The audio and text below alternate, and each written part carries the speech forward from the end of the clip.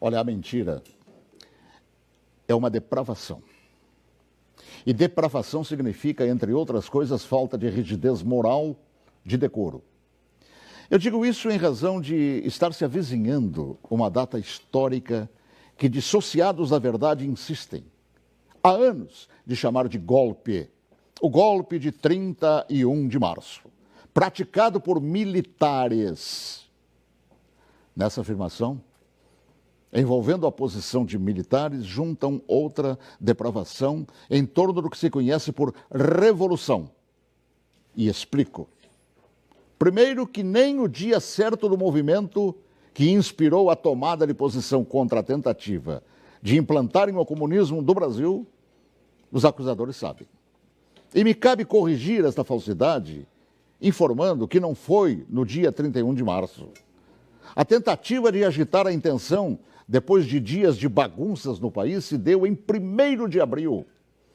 No dia 31 de março, num planejamento de agitação, João Goulart e Leonel Brizola deixaram Brasília e se dirigiram para Porto Alegre, iniciando a tentativa de golpe de esquerda.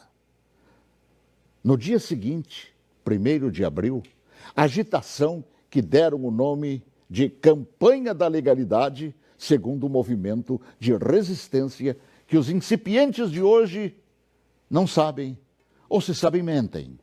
E teve como líderes não os militares. Não os militares, que ao longo dos anos são atingidos por espetadas de baixaria. A liderança daquele movimento revolucionário pertenceu a civis que inspiraram o povo brasileiro a sair às ruas aos milhares em todas as capitais, em passeatas que ficaram conhecidas como Marcha da Família com Deus pela Liberdade. E os civis que promoveram e lideraram a revolução foram os governadores, civis, repito, do Paraná, Ney Braga, de Minas Gerais, Magalhães Pinto, da então Guanabara, Carlos Lacerda, do Rio Grande do Sul, Hildo Meneghetti, de São Paulo, Adhemar de Barros, de Santa Catarina, Celso Ramos, além dos jornalistas Roberto Marinho, do Globo, e Assis Chateaubriand, dos diários e emissoras associados, esta última empresa para a qual eu trabalhava.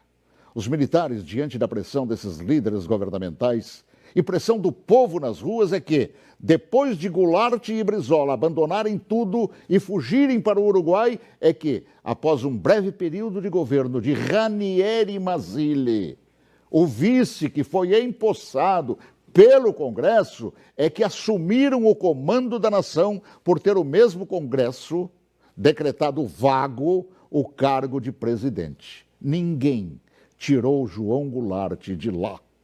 Ele é que fugiu. Eu ouvi fugir. Assim, é um depravado. Todo aquele que mente sobre o que chama de golpe. E que foram os militares que assim determinaram, pois golpe é o que queriam os sociopatas implantar. E rótulo de depravados, tanto aqueles como os que hoje repetem a mentira por uma razão, uma simples razão. Era eu, o locutor, que foi obrigado a entrar na marra no estúdio da Rádio Farroupilha naquele 1º de abril.